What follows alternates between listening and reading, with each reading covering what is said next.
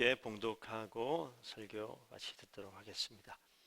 마태복음 26장 31절에서 마지막 35절까지 한 절씩 교독하겠습니다. 제가 먼저 봉독하겠습니다.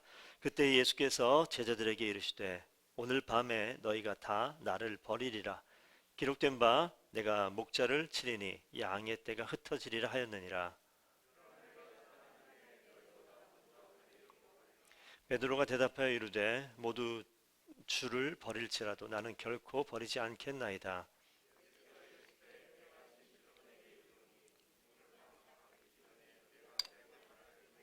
함께 읽겠습니다.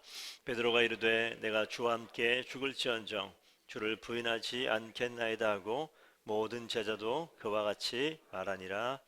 아멘.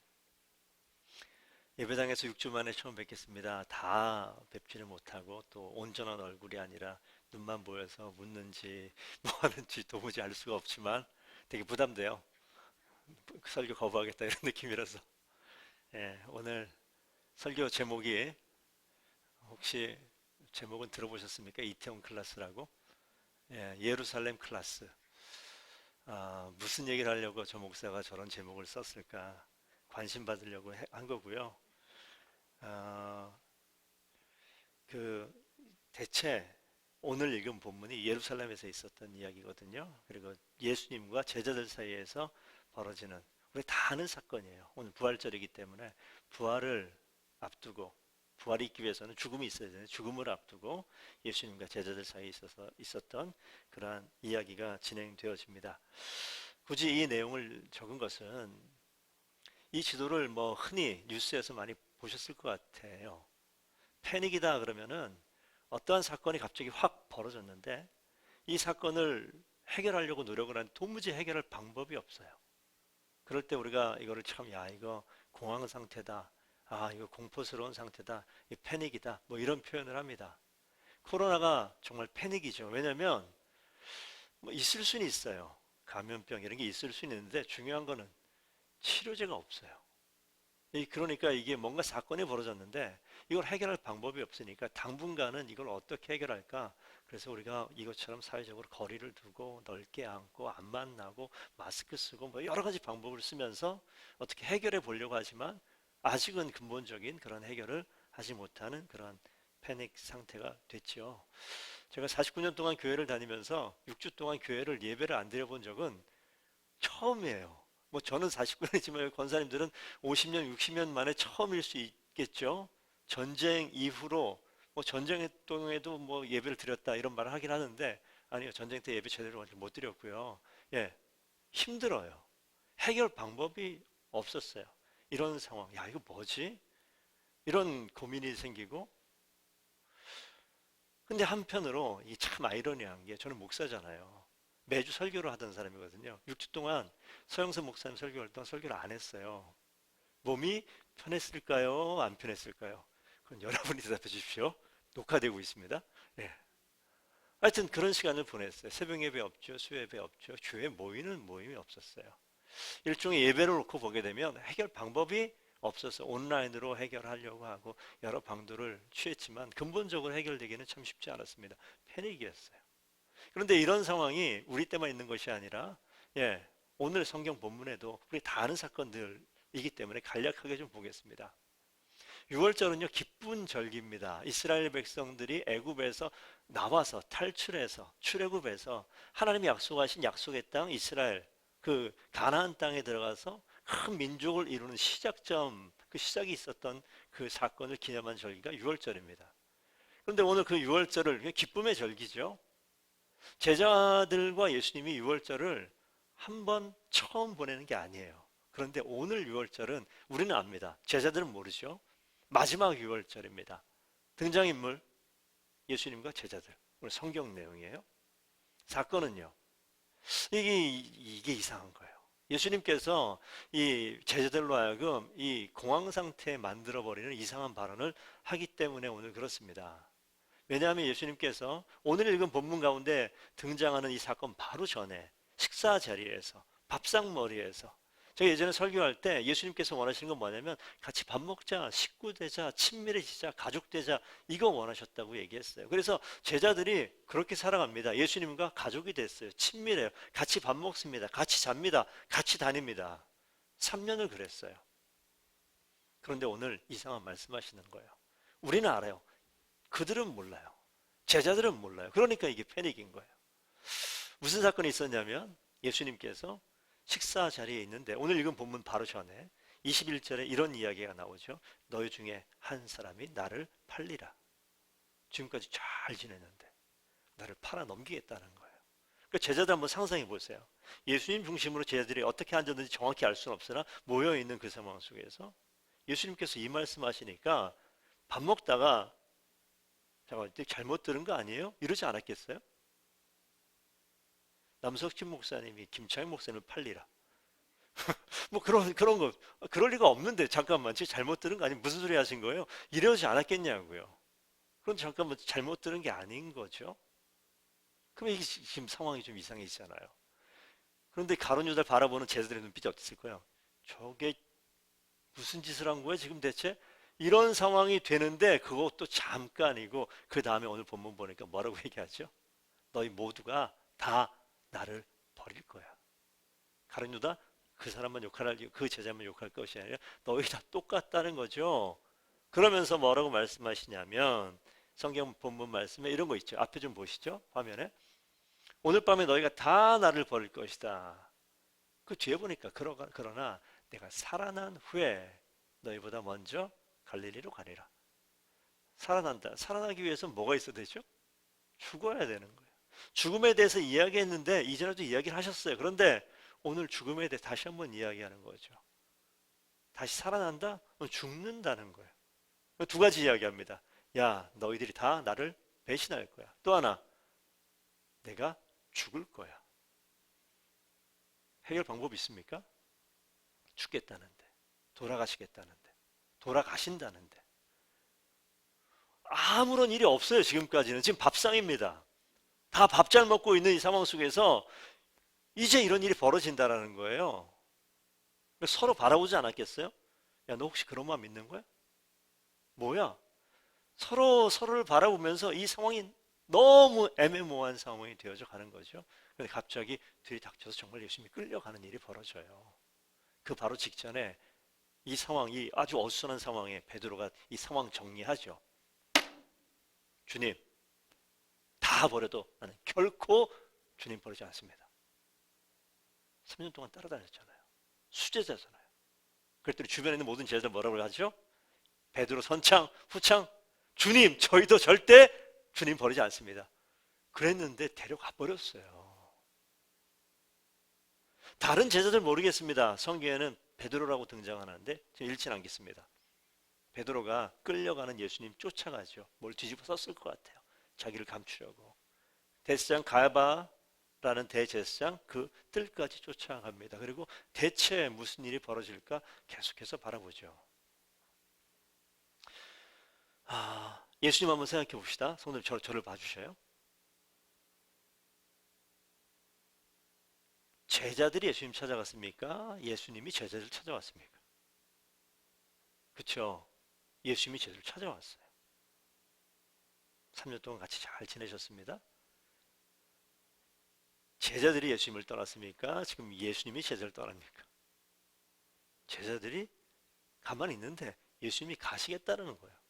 온 것도 주님이 오셔서 부르는 것도 주님이고 떠나가는 것도 주님이고 뒤에 이제 안 읽었지만 다시 재림하셔서 부활하셔서 예수님이 또 찾아오시는 것도 예수님이에요.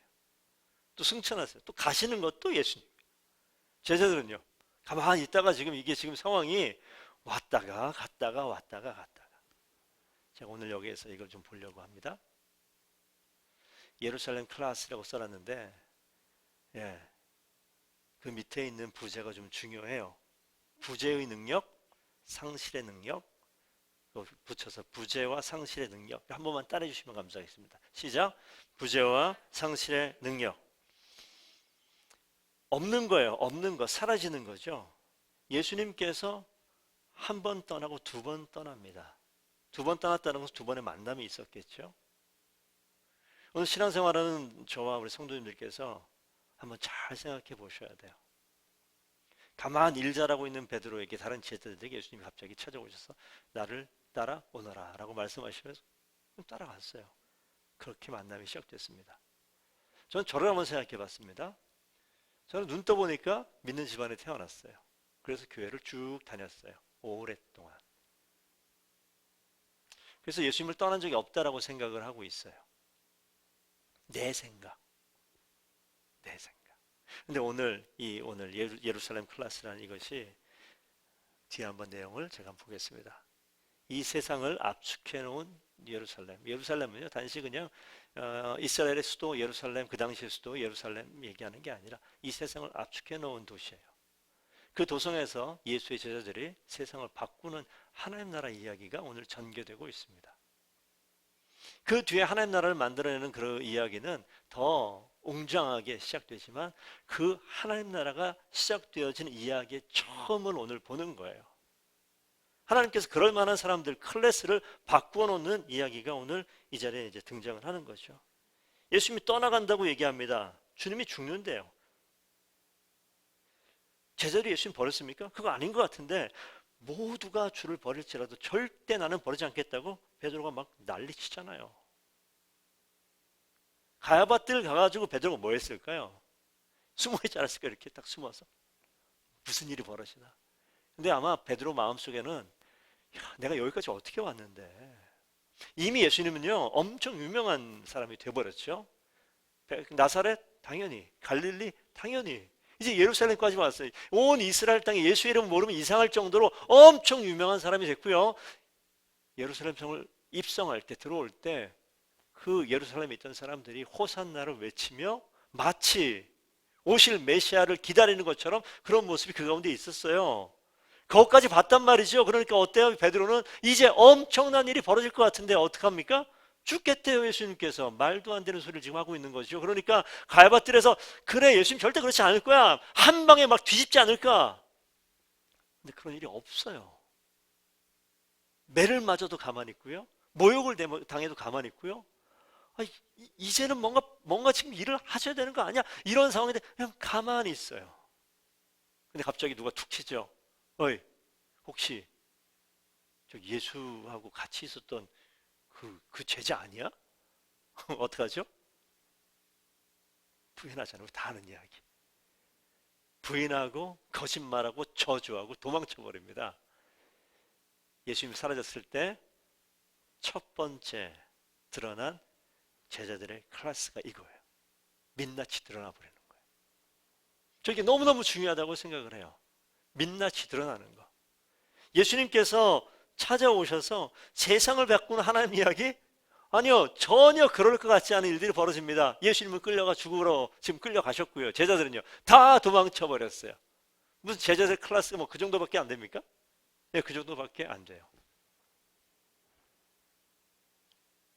첫 번째는 뭐냐면 예수님이 사라지는 첫 번째 부재, 상실되어질 때 우리의 모습이, 우리의 수준이, 우리의 클래스가 신랄하게 발가벗겨지는 거예요. 이 시간은 반드시 있어야 되는 겁니다.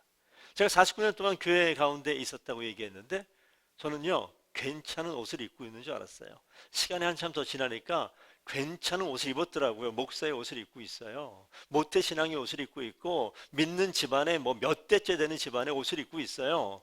신앙의 전통이 있고 모습이 있습니다. 유대인들에게는요.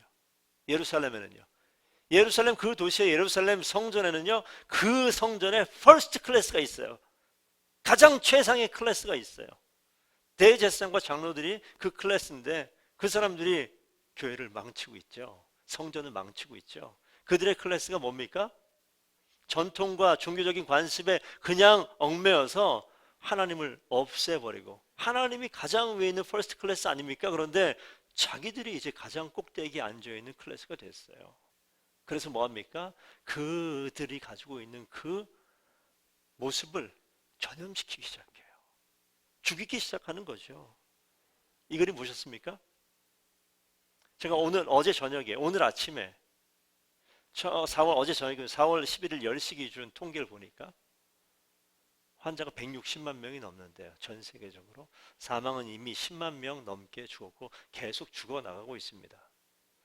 코로나에 감염되면 치료제가 없어요. 그러니까 죽지요. 만약에 치료제가 있으면 살겠죠. 근데 없으니까 죽어나가고 있는 거예요.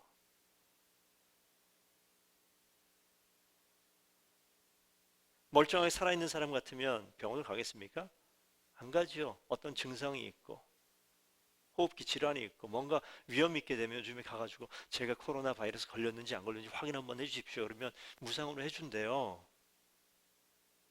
왜 갑니까? 아프니까 문제가 있으니까 가는 거예요. 주님께서 우리에게 왜 우리의 민낯이 보여지는 낭망하고 절망하고 도망치고 죽을 것 같은 그러한 고통에 직면해 있는 제자들 왜 그 모습에 있게 하실까요? 왜 갑자기 떠나셔서 제자들의 민낯을 보게 하실까요? 우리가 얼마나 연약하고 부족한 그런 존재인지를 드러나게 하시는 거예요.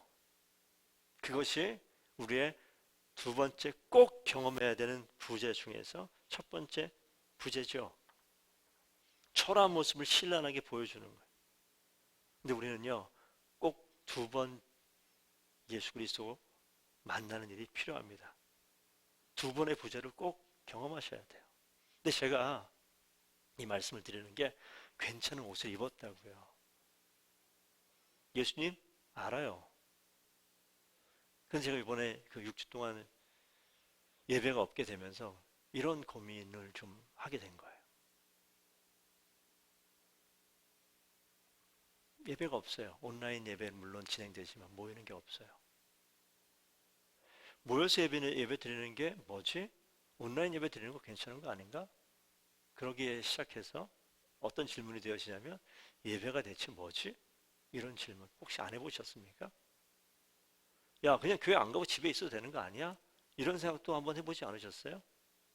첫째 주 온라인 드릴 때 성도님들 보면서 와, 여기에 홍 목사님도 나오고 설교도 나오고 이거 괜찮네 이렇게 보셨을지 모르겠지만 1주 지나고 2주 지나고 6주가 지났을 때 나는 어디에 앉아 있었습니까? 나는 어떤 모습으로 예배를 드리고 있습니까?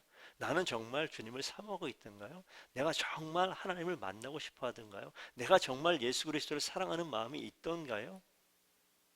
왜 이런 일을 예수님께서는 멀리 있는 예수를 알지 못하는 사람이 아니라 같이 밥 먹는 식구와도 같은 지근거려 있는 이 가까이 있는 사람들에게 왜 그들의 민낯이 드러나게 하기를 원하셨을까요? 사랑하기 때문에. 가장 사랑하는 존재들이 가까이 있었던 그들이기 때문에 그들이 변화되기를 원했던 거예요. 그들의 민낯이 드러나고 그것이 치유되고 그것이 바뀌어지기를 원하셨던 것이 예수님입니다. 죽음을 경험하신 그 3일 동안에 처절하게 바닥을 치고 있었던 제자들의 삶의 모습이 있습니다. 근데 예수님께서 갈릴리에서 다시 만나자라고 말씀하셨거든요. 사람들을 보내서 예수님 부활하신 상황 속에서 제자를 불러 모읍니다. 우리 성경 그 화면에 안 나오니까요. 두 장만 넘기면 28장 16절 한번 펴보시겠습니다.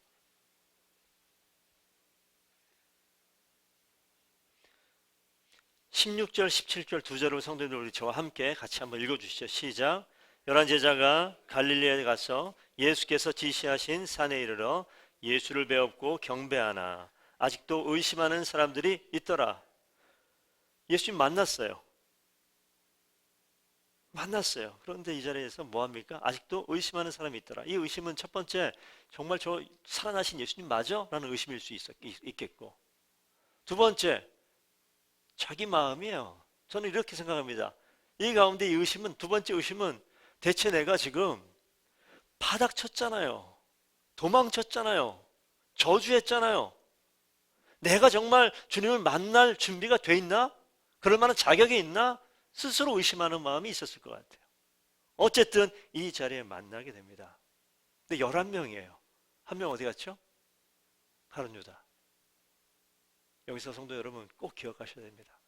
주님께서 우리에게 민낯을 바닥을 드러내게 하실 때 아무도 자유롭지 못해요. 아무도 자유롭지 못합니다. 우리도 저주할 수 있는 사람이고요. 욕할 수 있는 사람이고요. 도망칠 수 있는 사람이고요. 예수님 곁에 설 수 없을 만한 자격 없는 사람이고 다 똑같아요. 그런 연약함 가운데 가룟 유다는요 스스로 목숨을 끊어버렸어요. 나머지 사람들은요 동일하게 자격은 없지만 부족하지만 그래도 여전히 의심도 있지만 주님 앞에 나아가 섰다. 두 번째 만났다. 이게 너무너무 중요한 거예요. 완전히 바닥쳐 있는 아무것도 아닌 자격 없는 존재로 주님을 만나는 이 두 번째 만남이 새로운 수준으로 바뀌어지는 거예요. 두 번째 클래스로 나아가는 겁니다. 코로나 더불어서 한번 설명드릴게요. 너무 확 와닿았어요. 코로나 감염병에 확진 판정을 받은 사람이 있었습니다. 우리나라 많았어요. 그런데 그 가운데 잘 치료돼서 완치된 분들이 있었어요. 아직 치료제가 없습니다. 백신이 없어요. 그런데 전 세계가 의료진뿐만 아니라 이 약을 개발하는 모든 기관에서 이 코로나 이 바이러스 이 치료할 약을 발견해내려고 찾아내려고 애쓰고 있습니다. 그 중에 우리나라도 애쓰고 있죠. 확진해서 완치된 그 환자의 혈액 가운데 혈장을 뽑아내가지고 이미 감염병을 경험했는데 그걸 이겨낸 거잖아요. 거기에 있는 혈장 가운데 백혈구 이런 것도 있겠죠. 혈장을 뽑아내가지고 아픈 환자에게 투여해서 치료하는 그런 방법을 통해서 아픈 환자가 완치가 되었다는 기사를 잠깐 봤어요. 저는요 비약일지 모르겠지만 그런 생각이 들어요. 야 잠깐만, 죽을 자였는데 그 가운데 그 연약함을 가지고 어딜 갔죠? 치료받으러 갔어요. 제자들 모습 똑같지 않습니까? 정말 자격 없었는데 다시 맞는 그 자리에 자격 없는 그대로 환자인 그대로 부족한 그대로 나아가는 거예요. 누구에게? 주님께 나아간 거예요. 주님께서 그 제자들을 자격 없다고 버리셨습니까? 찾아오셨던 그분이고 떠나셨던 그분이 다시 찾아왔을 때 목적이 있어서 찾아온 거예요. 환자로 아픔 당하고 3일간 정말 잠은 제대로 잤을까요? 내가 이러려고 3년 동안 주님을 따라다니고 내가 이러려고 주님께 주는 살아계신 그리스도요 주는 그리스도요 살아계신 하나님의 아들이라고 그렇게 고백까지 해놓고 이러려고 그들이 그렇게 살았을까요? 엄청 고민 많이 했을 거 아닙니까? 그런데 그러한 정말 창피하죠. 근데 그 모습 그대로 주님께 나아갔단 말이죠. 그래서 주님께서 어떻게 합니까? 그 가운데 진짜 생명을 심어주기 시작한 거예요.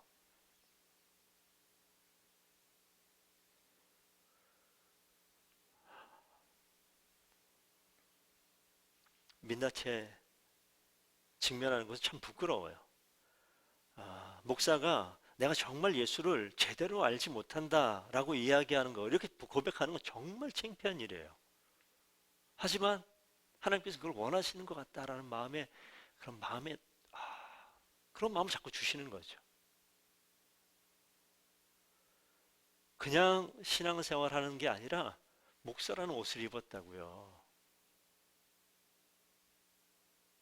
신앙생활을 오랫동안 했습니다. 어떤 전통 속에서 어떤 신앙생활을 한 것 같은 그런 느낌도 있어요. 예배가 뭐지? 예수 그리스도 뭐지? 아무 생각 없이 왔다 갔다 하는 그런 시간들이 있었다는 것을 고백할 수밖에 없는 주님 앞에서. 근데 이 고백은 정말 필요하겠다. 누구에게? 저에게, 또 성도님들에게. 우리의 클래스를 바꿔놓는 하나님의 일하심이에요. 신앙생활은 예수 믿는 모든 그리스도인들은요 두 번의 예수 그리스도를 만나는 게 반드시 필요하다. 저는 그렇게 분명히 믿습니다. 태어나 보니 주님의 품 안에 있는 것처럼 그렇게 오랫동안 사신 분들이 너무 많거든요. 내가 주님 믿고 구원받겠습니다라고 고백하고 구원의 자리에 있는 것처럼 느끼는 분도 많이 있거든요.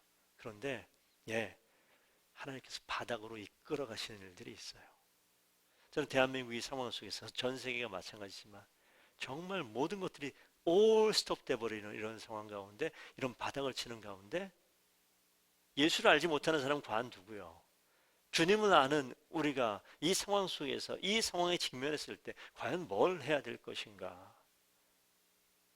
많은 일들이 있겠죠. 구제하고 돕고 필요합니다. 대구를 향해서 우리보다 더 어려운 환경 속에 있는 어떤 국가를 위해서 우리가 약간의 물질을, 약간의 의료품을 십시일반 모아서 돕는 거 필요하겠죠. 우리가 아니라도 남들도 합니다. 그런데 예수님께서 우리에게 주님과 함께 밥상머리에 앉아서 함께 주님과 친밀하게 있는 우리에게 정말 원하시는 것이 무엇일까? 내가 드린 예배 모습은 무엇인가? 내가 고백하는 예수 그리스도는 대체 무엇인가? 정말 주님이 나하고 정말 그런 친밀한, 내가 정말 주님을 압니까? 내가 정말 예수 그리스도를 압니까? 너가 나를 아냐? 아는데 그렇게 행동하냐? 밑바닥을 드러내 보이시는 거예요. 그러시면서 나를 책망하는 것이 아니라 생명을 심어주는 거죠. 다시 부르십니다. 그러시면서 예수님께서 마태복음 마지막이에요. 뭐라고 말씀하시냐면, 성경 이 본문이 여기 앞에 떠 있습니다. 한번 읽어봐 주겠습니까? 하늘과 땅의 모든 권세를 내게 주셨으니 그러므로 너희는 가서 모든 민족을 제자로 삼아 아버지와 아들과 성령의 이름으로 세례를 베풀고 내가 너희에게 분부한 모든 것을 가르쳐 지키게 하라. 볼지어다 내가 세상 끝날까지 너희와 항상 함께 있으리라. 저는 이 말씀을 보면서 예수님 하신 말씀이거든요. 아직도 내 연약한 모습, 여전히 초라한 그러한 마음의 죄책감과 부담감과 미안함과 여러 가지 심정이 섞여 있는 상황 속에서 주님을 만나는데 주님이 이 말씀하시는 거예요. 별로 잘 안 들리더라고요. 몇 번을 읽어도 하늘과 땅의 모든 권세를 내게 주셨으니, 예수님께 주셨다는 거예요. 예수님께서 권세, 하늘의 권세를 가지고 하시는 말씀이다, 이 얘기거든요. 그러면 너희는 가서 모든, 너희는 제자들이잖아요. 제자들에게 지금 말씀하시는 거예요. 가라는 거예요. 모든 민족으로 제자로 삼아. 말이 됩니까 지금? 너무 부담스러운 말이에요. 아버지와 아들과 성령의 이름으로 세례를 베풀고, 주님께서 하셨던 일들이거든요. 예수님께서 쫓아다니면서 맨날 봤던 거예요. 수동적으로 옆에 있으면서 맨날 지켜봤던 거예요. 누가 합니까? 주님께서 하시죠. 세례를 베풀어요. 제자들은요, 같이 동참했겠지만 제가 생각하기에는 제자들은 예수님 의지하고 있었을 것 같아요. 그러면서 뭐라고 얘기합니까? 너에게 분부한 모든 것을 가르쳐 지키게 하라. 생각 다시 해야 돼요. 가르치래요. 뭘 가르쳐? 주님께서 가르쳐 주신 것을, 분부한 것을, 명령한 것을 또 가르치래요.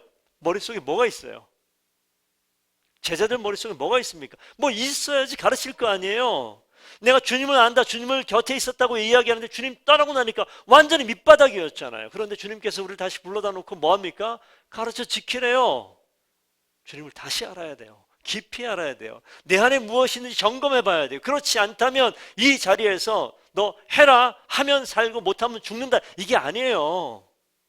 우리의 의지와 노력과 우리의 힘과 지혜와 능력을 이야기하는 것이 아니라 주님께서 주신 권세를 가지고 부어줬기 때문에 우리는요, 못 배워도 아는 게 없어도 지식이 짧은 것처럼 느껴져도 그게 아니라 주님께서 이미 우리에게 주셨다는 거예요. 주님을 가슴에 품고 새로운 생명을 심어서 다시 살라는 겁니다. 맨 마지막 말만 들렸을 것 같아요. 볼지어다 내가 세상 끝날까지 너희와 항상 함께 있으리라. 짜증나는 게 뭐냐면 이렇게 하고 확 떠나버려요. 함께 있기 때문에. 근데 왜 떠나는 거예요? 한 번 보내본 경험이 있어요. 두 번 보내봤을 때 어땠을 것 같아요? 전 그 생각을 해요. 제가 중학교 3학년 때 집을 떠나왔어요. 서울에서 공부했거든요. 집 떠날 때 우리 어머니 밖에 나와가지고 엄청 울었어요. 뒤도 못 떠. 뒤만 보면 막 눈물일 것 같아가지고. 방학 때 갔어요. 다시 돌아오는데 안 울더라고요. 나를 위해서 안 우는 것도 있겠지만, 예, 세 번째 울 것 같아요. 제자들을 그냥 놓고 할 일 없는, 일할 수 없는, 능력 없는 제자들이 이미 그들의 삶은 뒤바뀌어 버립니다. 하나님께서 권세를 주시죠. 이 병약했었던 그들에게 그들 마음속에 성령의 백신을 심어주는 거예요. 능력을 심어주는 겁니다. 치료제를 심어주는 거예요. 그래서 어떻게 됩니까? 이 사람들은 가는 곳곳마다 이 땅 가운데 예수 그리스도의 백신을 가슴에 품은 제자들이 되어서 가는 곳곳마다 생명을 살려내는 도구로, 이 치료제로 이 제자들이 쓰임 받으라는 거죠.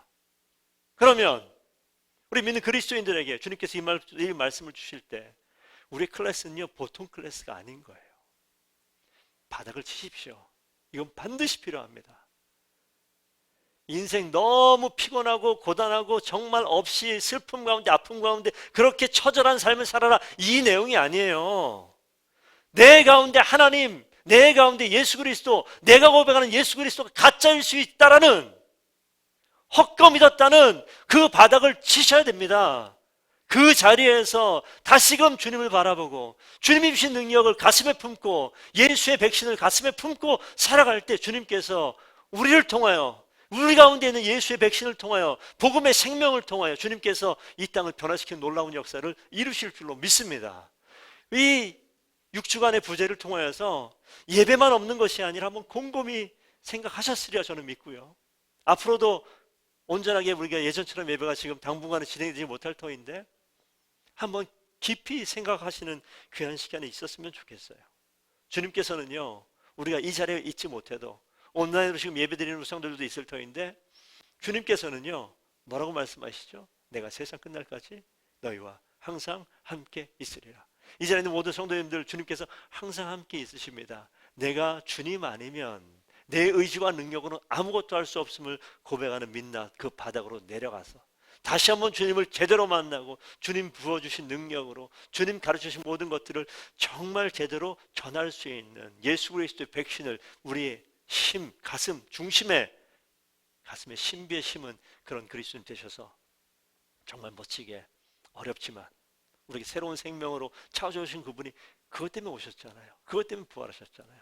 그 생명을 심어주신 그분 의지하면서 항상 떠나지 아니하시는 예수 그리스도 능력을 의지하면서 이번 한 주간뿐만 아니라 이 코로나 사태로 인하여서 너무나 어렵고 힘든데 분명히 넉넉히 주님께서 이 모든 것을 해결시켜 주시리라 믿습니다. 우리 교회가 더욱더 강건하게 본질적으로 온전해질 수 있는 그런 교회가 될 줄로 믿습니다. 그 가운데 어떠한 파도가 닥쳐와도 주님께서 일하시겠죠. 찬송가를 159장 하려고 했는데 오늘 반주 좀 해주세요. 후렴 부분 들으시면 아실 거예요. 거친 파도 날 향해 와도 주와 함께 날아오르리. 가사가 뜰 텐데 오늘 이 찬양으로 함께 찬양하고 제가 축도하고 예배를 마치도록 하겠습니다.